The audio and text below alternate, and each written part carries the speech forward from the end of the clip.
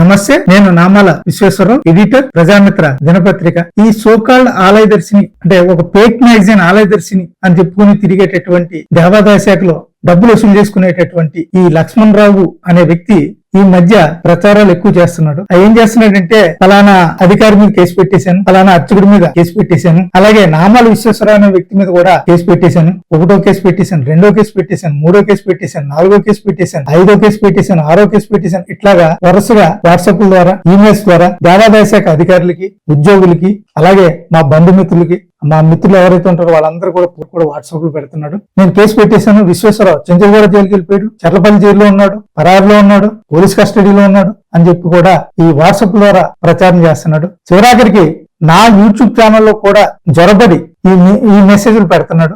ఒక ఎగ్జాంపుల్ ఒక మెసేజ్ చూద్దాం. డమరకం యూట్యూబ్ ఛానల్ కార్యకలాపాలపై మరియు సైబర్ బెదిరింపులు మరియు పరువు నష్టం కలిగించే వీడియోల ద్వారా వేధించినందుకు నామాల విశ్వేశ్వరరావుపై హైదరాబాద్ లో మరో ఎఫ్ఐఆర్ నమోదైంది. National human rights commission NHRC మరియు national crime records bureau New Delhi ఆదేశాలు ఇచ్చేశాయి. ఈ యూట్యూబ్ ఛానల్ అక్రమ కార్యకలాపాలపై సమగ్ర దర్యాప్తు జరపాలి అని చెప్పేసి Telangana director general of police ఆదేశాలు జారీ చేసేసారు అని చెప్పి మరి ఈ నా యూట్యూబ్ ఛానల్లోనే జొరబడి మెసేజ్లు పెడుతున్నాడు. ఈ సందర్భంగా ఏదైతే కంప్లైంట్ పెట్టానంటున్నాడో, ఏదైతే ఎఫ్ఐఆర్ అయిందంటున్నాడో దాని మీద నేను పోలీస్ కమిషనర్ గారికి ఒక కంప్లైంట్ ఇచ్చాను, రిటర్న్ గా ఇచ్చాను, కలిశాను, చెప్పాను. ఆ కంప్లైంట్ ఏమి ఇచ్చాను, ఈ కేసుకు సంబంధించి ఇప్పుడు ఏదైతే కేసు పెట్టారని చెప్తున్నాడో ఆ కేసుకు సంబంధించి నేను సిపి గారి దృష్టికి అంటే సైబరాబాద్ పోలీస్ కమిషనర్ దృష్టికి తీసుకురావడం జరిగింది, చెప్పడం జరిగింది. దానిలో ఏం రాశానంటే ఆ కంప్లైంట్ లో ఒకటి, ఫేక్ బషీరాబాద్ పోలీసులు అవినీతి ప్రలోభాలతో కుట్రపూరితంగా ఉద్దేశపూరితంగా పూర్తి అవాస్తవాలతో కేసులు పెడుతున్నారు, ఛార్జీ షీట్లు సబ్మిట్ చేస్తున్నారు. Number 1 point. 2వ పాయింట్ వచ్చి, ఫేక్ ఇల్లీగల్ మ్యాగజైన్స్ పేరిట దేవస్థానాల నుంచి 23 సంవత్సరాలుగా అక్రమంగా బ్లాక్ మెయిలింగ్లతో లక్షల రూపాయలు దోచుకుంటున్న లక్ష్మణ్ రావు, అతని భార్య శ్రీలక్ష్మి అనే వారితో ఫేక్ బషీరాబాద్ పోలీసులు కుమ్మక్కయ్యి అవినీతి ప్రలోభాలతో ఈ తప్పుడు కేసులు పెడుతున్నారు, ఛార్జ్ షీట్లు వేస్తున్నారు అనేది నేను రిటర్న్ గా రాశాను. మరి పోలీస్ కమిషనర్ గారు కూడా చెప్పాను. అలాగే పోలీసులు పెడుతున్నటువంటి ఈ కేసుల్లో మరి ఎవరైతే అక్యూజ్డ్ ఉన్నారో వాళ్ళు ఆ నోటీస్ కి రిప్లై ఇచ్చినప్పటికీ కూడా పోలీసులు ఉద్దేశపూర్వకంగా ఆ రిప్లైని పక్కన పెట్టేసి ఛార్జ్ షీట్ లో అవాస్తవాలు అంటే లక్ష్మణ్ రావు కంప్లైంట్ లో ఏదైతే అవాస్తవాలు రాశాడో ఆ అవాస్తవాల్ని ఛార్జ్ షీట్ లో రాసేస్తున్నారు అనేది నేను సైబరాబాద్ పోలీస్ కమిషనర్ గారి దృష్టికి తీసుకొచ్చాను. అలాగే ఫేక్ పత్రికలు, చీటింగ్లు, ఫోర్జరీలు, బ్లాక్ మెయిలింగ్లతో దేవస్థానాలను దోచుకోవడానికి ఫేక్ బషీరాబాద్ పోలీసులు ఈ తప్పుడు ఛార్జ్ షీట్ ద్వారా ప్రోత్సహిస్తున్నారు అని చెప్పి కూడా నేను ఆ సబ్జెక్ట్ లో నా పాయింట్ రాయడం జరిగింది. అలాగే ఇంకొక పాయింట్ ఏంటంటే, నిజానికి లక్ష్మణ్ రావు చేతిలో బాధితులు అయితే ఎవరైతే ఉన్నారో ఏ నేరం చేయకపోయినా ఆ బాధితుల మీదే ఫేక్ బషీరాబాద్ పోలీస్ స్టేషన్ లో ఈ తప్పుడు కేసులు పెడుతున్నారు, ఛార్జ్ షీట్లు సబ్మిట్ చేస్తున్నారు అని చెప్పి కూడా రాశాను, ఆయనకి చెప్పాను. అలాగే ఈ తప్పుడు కేసులు ఛార్జ్ షీట్లు సబ్మిట్ చేసిన ఫేక్ బషీరాబాద్ పోలీసులపై చట్ట ప్రకారం చర్యలు తీసుకోవాలి అని చెప్పి నేను ఆ దానిలో కంప్లైంట్ లో రాశాను. అలాగే సిపి గారు కూడా చెప్పాను. అలాగే ఇంకో పాయింట్ ఏంటంటే, ఫేక్ బషీరాబాద్ పోలీస్ స్టేషన్ లో ఫేక్ కేసులు నమోదు చేయించి ఆ కేసులను బ్లాక్ మెయిలింగ్ వెపన్స్ గా వాడుకుంటున్నటువంటి ఈ లక్ష్మణ్ రావు, శ్రీలక్ష్మిని కూడా శిక్షించాలి అని చెప్పేసి నేను ఆ కంప్లైంట్ లో రాశాను. అలాగే లక్ష్మణ్ రావు, శ్రీలక్ష్మి పెడుతున్న ఫేక్ కేసులు, అలాగే ఫేక్ బషీరాబాద్ పోలీసులు సబ్మిట్ చేస్తున్న తప్పుడు కేసులు, ఛార్జ్ షీట్ల కారణంగా అనేక మంది దేవాదాయ శాఖ అధికారులు, దేవస్థానాల అర్చకులు, ఇతరులు, అలాగే నేను తీవ్ర మానసిక క్షోభ ఎదుర్కొంటున్నాం. పరువు నష్టం కలుగుతుంది, మా సమయం ఏదైతే ఉందో అది వృధా అవుతుంది, ఆర్థిక నష్టం కూడా జరుగుతుంది, చాలా ఖర్చులు పెట్టాల్సి వస్తుంది. ఇలాంటి అన్యాయాలు అన్నిటి మీద మీరు జోక్యం చేసుకుని న్యాయం చేయాలి అని చెప్పేసి నేను పోలీస్ కమిషనర్ గారిని కోరడం జరిగింది. నేను ఈ కంప్లైంట్ ఏ ఆధారాలతో చేస్తున్నాను అని కూడా నేను దానిలో రెఫరెన్స్ కింద రాశాను. Register of news papers for India RNA, అలాగే కలెక్టరేట్, ఎండోమెంట్స్ డిపార్ట్మెంట్, దేవస్థానాలు, అలాగే కేంద్ర రాష్ట్ర ప్రభుత్వాలకు సంబంధించిన ప్రభుత్వ కార్యాలయాలు, అలాగే ప్రభుత్వ సంస్థలు, పోలీస్ స్టేషన్లు, కోర్టులు, అలాగే state information commission RTI, state information commission, అలాగే ఫోటోలు, వెబ్సైట్స్, ఆన్లైన్, ఈమెయిల్స్, ఆడియోలు, వీడియోలు, news clippings, electronic media, print media నుంచి సేకరించినటువంటి డాక్యుమెంట్స్, అలాగే certified documents, online documents, original documents, statements, ఆడియోలు, వీడియోలు, న్యూస్ క్లిప్పింగ్స్ ఈ ఆధారంగా నేను ఈ ఫిర్యాదు చేస్తున్నాను అని చెప్పి రెఫరెన్స్ ఇచ్చాను. ఈ బ్లాక్ మెయిలింగ్ వెపన్స్ గా దేవాదాయ శాఖలోని అనేక మందిపై పేట్ బషీరాబాద్ పోలీస్ స్టేషన్ లో ఫేక్ కేసులు బనాయించడం మరి లక్ష్మణ్ రావు, శ్రీలక్ష్మి అలవాటు చేసుకున్నారు. లక్ష్మణ్ రావు, శ్రీలక్ష్మి పెట్టిన కేసుల్లో ప్రస్తుతం కోర్టులో నడుస్తున్న కేసుల గురించి నేను మాట్లాడడం లేదు. అయితే ఇప్పటి వరకు కేసులు క్లోజ్ అయిన ఆంధ్రప్రదేశ్ కు సంబంధించినటువంటి దేవాదాయ శాఖ అధికారులు, దేవస్థాన అర్చకుల్లో కొందరు పేర్లు నేను చెప్పదలుచుకున్నాను. ఎం నాగరాజు, ఎగ్జిక్యూటివ్ ఆఫీసర్, దేవాదాయ శాఖ, కేసు క్లోజ్ అయింది. పివి పల్లంరాజు, అసిస్టెంట్ కమిషనర్, దేవాదాయ శాఖ, కేసు క్లోజ్ అయింది. సత్యనారాయణ, ఎగ్జిక్యూటివ్ ఆఫీసర్, దేవాదాయ శాఖ, కేసు క్లోజ్ అయింది. హరిప్రసాద్, ఎగ్జిక్యూటివ్ ఆఫీసర్, దేవాదాయ శాఖ, కేసు క్లోజ్ అయింది. అలాగే ఆత్రేయబాబు, ఏపీ అర్చక సమైక్య జనరల్ సెక్రటరీ, ఆయన మీద పెట్టిన కేసు కూడా క్లోజ్ అయింది. అలాగే రామ శ్రీనివాస్, దేవాదాయ శాఖ అర్చకుడు, ఆయన మీద పెట్టిన కేసు కూడా క్లోజ్ అయింది. అలాగే సింగరాచార్య స్వామి, ఈ అర్చకుడు ఈయన విశాఖపట్నంలో ఉంటారు, బహుశా 70 years అయి ఉంటది, ఆయన మీద పెట్టాడు ఒక కేసు, అది కూడా క్లోజ్ అయింది. అలాగే ఉదయ్ కుమార్ అనే అర్చకుడి మీద ఒక కేసు పెట్టాడు, అది కూడా క్లోజ్ అయింది. అలాగే రవి కుమార్, ఈయన కూడా దేవాదాయ శాఖ అర్చకుడు, ఆ కేసు కూడా క్లోజ్ అయింది. అలాగే ఏవి రమణమూర్తి, అసిస్టెంట్ కమిషనర్, దేవాదాయ శాఖ, ఆయన మీద ఒక కేసు పెట్టాడు, అది కూడా పోయింది. అలాగే కోవింటి రవికుమార్, ఈయన దేవాదాయ శాఖ ఎంప్లాయీస్ వెల్ఫేర్ అసోసియేషన్ ఉంది, దానికి అధికార ప్రతినిధి, ఆయన మీద కూడా కేసు పెట్టాడు, కేసు క్లోజ్ అయింది. ఇంకా అనేక మంది మీద కేసులు క్లోజ్ అయ్యాయి. ఆ పేర్లు చెప్పాలంటే చాలా ఉన్నాయి. ఈ కేసులు ఎలా పెడతాడంటే, ఈ కేసుల గురించి కూడా కొద్దిగా మాట్లాడతాను, తర్వాత వివరంగా నేను చెప్తాను. ఒక ఆడియో ఒకటి బయటకు వచ్చింది, వైరల్, చాలా ఆడియోలు వచ్చినాయి. ఒక వ్యక్తి గృహిణుల్ని సెక్సువల్ గా బ్లాక్ మెయిల్ చేస్తుంటాడు. మీ ఆయన లేనప్పుడు రావచ్చు కదా, నా కోరిక తీర్చచ్చు కదా, నాకేం కావాలో నీకు తెలియదా, నీ ఫోటోలు కానీ నీ కాల్ రికార్డింగ్లు కానీ నా దగ్గర ఉన్నాయి అని ఇట్లా మాట్లాడుతుంటాడు. ఆ ఆడియోని ఒక ఎగ్జిక్యూటివ్ ఆఫీసర్స్ గ్రూప్ లో పోస్ట్ చేశాడు. దాని మీద ఈ లక్ష్మణరావు అనే అతను రియాక్ట్ అయ్యాడు. నా వాయిస్ ని ట్యాంపరింగ్ చేసి ఈ విధమైనటువంటి ఆడియో పెట్టారు అని చెప్పేసి పేట్ బషీరాబాద్ పోలీస్ స్టేషన్ లో కంప్లైంట్ ఇచ్చేసాడు. పోలీసులు ఆగమేఘాల మీద మరి మేడ్చల్ కోర్టుకు వెళ్లి ఈ లక్ష్మణరావు గారి గౌరవం దెబ్బతినిపోయింది, పరువు నష్టం కలిగింది, మేము కేసు తీసుకుంటామని అడిగారు. ఏ కోర్టు కూడా ఇన్వెస్టిగేషన్ చేస్తానంటే వద్దు అన్నారు. సరే ఓకే చేయండి అన్నారు కోర్టు. దాంతో వాళ్ళు ఒక ఎఫ్ఐఆర్ చేసేసారు. ఆ ఎఫ్ఐఆర్ ఏంటంటే పరువు నష్టం ఎఫ్ఐఆర్. పరువు నష్టం కేసులు పోలీసులు తీసుకోకూడదు, కానీ పోలీసులు తీసుకున్నారు. ఈ ఆడియోను ఎగ్జిక్యూటివ్ ఆఫీసర్ పోస్ట్ చేయడానికి ఆ జిల్లాకి అధికారి అయినటువంటి అసిస్టెంట్ కమిషనర్, జిల్లా అసిస్టెంట్ కమిషనర్ కూడా బాధ్యుడు అని చెప్పి ఆయన మీద కూడా ఈ కేసు పెట్టడం జరిగింది. మరి దాంతో వీళ్ళంతా కూడా ఈస్ట్ వెస్ట్ గోదావరిలో ఉంటారు. మరి కోర్టు చుట్టూ 5-6 ఏళ్ళు 10 ఏళ్ళు తిరగాలి, అంత దూరం వెళ్ళాలి. వాళ్ళే ఖాళీగా కూర్చోరు కదా, వాళ్ళకి ఉత్సవాలు ఉంటాయి, కళ్యాణాలు ఉంటాయి, బ్రహ్మోత్సవాలు ఉంటాయి, రివ్యూ మీటింగ్లు ఉంటాయి, ఇతరితర ఇంకా చాలా పనులు ఉంటాయి, ఉండి ఓపెనింగ్లు ఉంటాయి, లేకపోతే ఇంకా చాలా పనులు ఉంటాయి, కాబట్టి తిరగలేరు. పైగా హైదరాబాద్ కూడా కాదు, మేడ్చల్. హైదరాబాద్ వచ్చిన తర్వాత 30-35 కిలోమీటర్లు వెళ్లాల్సి ఉంటది. దాంతో అసిస్టెంట్ కమిషనర్ భయపడిపోయి లక్ష్మణరావు వాళ్ళ అక్క ఇంటికి వెళ్ళి ఇక శరణ్ కోరాడు. దాంతో ఆయన కింద కూర్చోబెట్టి అసిస్టెంట్ కమిషనర్ ని ఆశీర్వచనం ఇచ్చి ఈ లక్ష్మణరావు పంపించాడు. పంపించడమే కాకుండా అదంతా వీడియో తీసి, చూసారా నాతో పెట్టుకుంటే ఇలా ఉంటది అని చెప్పి ఆయనే ఆ వీడియోని కూడా లక్ష్మణరావు స్ప్రెడ్ చేయడం జరిగింది.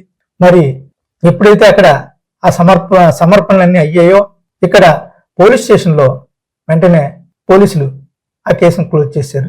దీన్ని బట్టి మీరు అర్థం చేసుకోవచ్చు కేసులు ఎలా ఉంటాయి అనేది. తర్వాత ఇంకా విచిత్రం ఏంటంటే, సత్యనారాయణ రెసిడెంట్ ఆఫ్ తణుకు, అంతే ఎఫ్ఐఆర్ లో ఉన్న వివరం ఏంటంటే Satyanarayana resident of Tanuku FIR అయిపోయింది. ఈయన ఏం చేస్తారు, అక్కడ ఎంతమంది సత్యనారాయణ ఉన్నారు? ఒక ఎగ్జిక్యూటివ్ ఆఫీసర్ ముత్యాల సత్యనారాయణ, ఇంకో ఎగ్జిక్యూటివ్ ఆఫీసర్ బి సత్యనారాయణ, బహుశా ఏదో బోర్డే ఏదో ఉంది, ఆ సత్యనారాయణ, ఇంకా అర్చకులు 4 ఉన్నారు.